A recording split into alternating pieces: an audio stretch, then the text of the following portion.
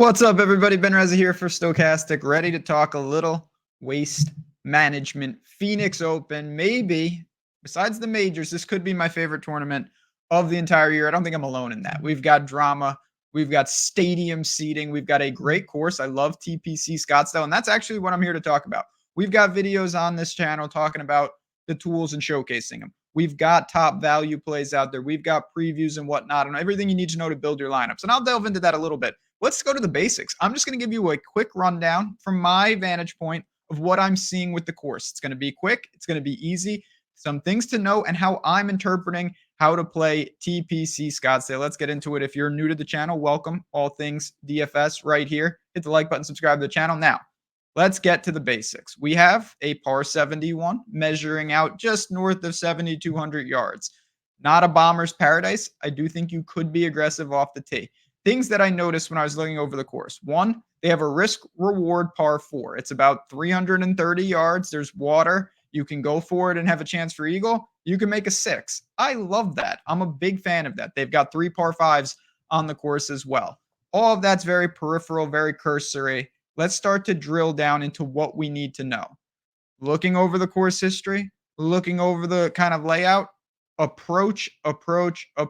Ball striking reigns supreme this week. I think that's the consensus out there. You want guys who are going to gain on the approach. I don't think that it becomes a putting competition in years past. I know we've seen a lot of elite winners from the Hideki's to the Schefflers, but in general, we have seen plenty of not so great putters hang around and thrive at TPC Scottsdale. So step one for me, we know about the course.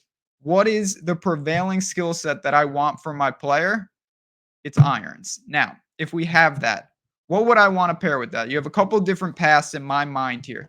You can go straight full ball striking tee to green and say, give me a guy who's just a pure, he can gain off the tee, he can gain with the irons, and he can't putt at all. One of those. There's many out there. Obviously, Scottie Scheffler is the class of that, and I totally get that. I also think there is a secondary type of player where it can be, okay, average off the tee, not a bomb or anything, really good with the irons, and crafty short game. You see that at this course. It's not a torture chamber by any stretch of the imagination, but you do have to get up and down. You do want to obviously scramble and give yourself either good par saves or, more importantly, getting up and down on a short par 4, a par 5, and 2 for birdie. These are the type of things that you need to do. When we look at the past winners, because that's always indicative of what we're going to get, I think, at a course we see over and over, you're talking about 15 to 20 under is that sweet spot of what we might be looking at. So for me, again, just high-level notes. We've got a course, par 71, 7,200 yards, where we want ball strikers and things of that nature.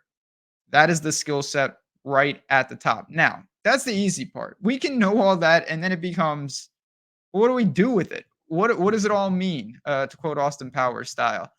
Well, it's not that simple. Obviously, you can skill set stack. You can do things like that. There's a lot of different ways to leverage this. What I like to do, and I'm going to be talking about this in my course previews here, is really say, okay, I'm going to group my guys into different buckets.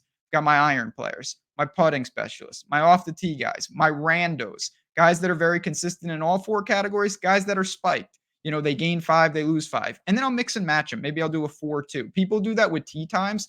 I like to do that with skill sets. And one of the things that makes it pretty easy, again, is some of the tools here. I'm going to quickly, I said I wasn't going to, because I'm not going to steal some of the other thunder on this channel, but lineup generator, one of the tools that we have, again, it's a great way to get involved here. We're also running a 25% off with the code Birdie. I shouldn't bury the lead there. 25% off any PGA product. Links are below. I'm going to bring up lineup generator just for a second and run through it just to have some fun as we close this out, because you have your settings here. I'm just going to click. I'm going to go balanced. And a guy that I really do like is Justin Thomas. He fits what we're talking about. He can go with the irons. He can get crafty around the green. That's that combination I just talked about. And I'm just going to start generating some of these lineups. I'm just going to quickly run through them, not even going to look. And then when we get some, I'll view. Let's go full 20. Why not? By the way, this is as simple as it gets. You're getting to see this in action. Super cool. And now look, it shows us our exposures and everything like that. And we can start to group guys in and out and start to tweak these lineups. So you've got JT Burns, Lowry, Billy Holt, JT Poston, Wyndham Clark, we're seeing a theme already, and this is what I like. A lot of guys with really strong approach. Now we start to get to maybe some putting specialists in here.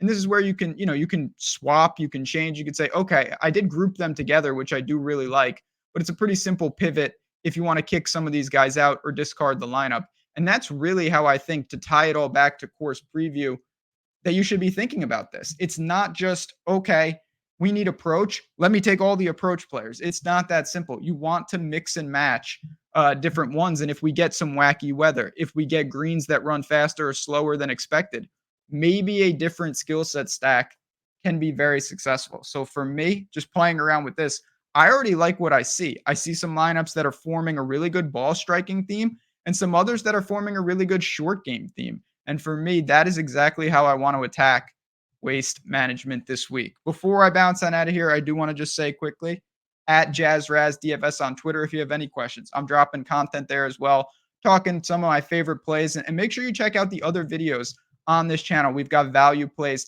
how to use lineup generator and the Sims tool more in depth than this, really getting into it, showing that value, and everything else that we've got going on here at Stokastic. Of course, the NBA and the NHL.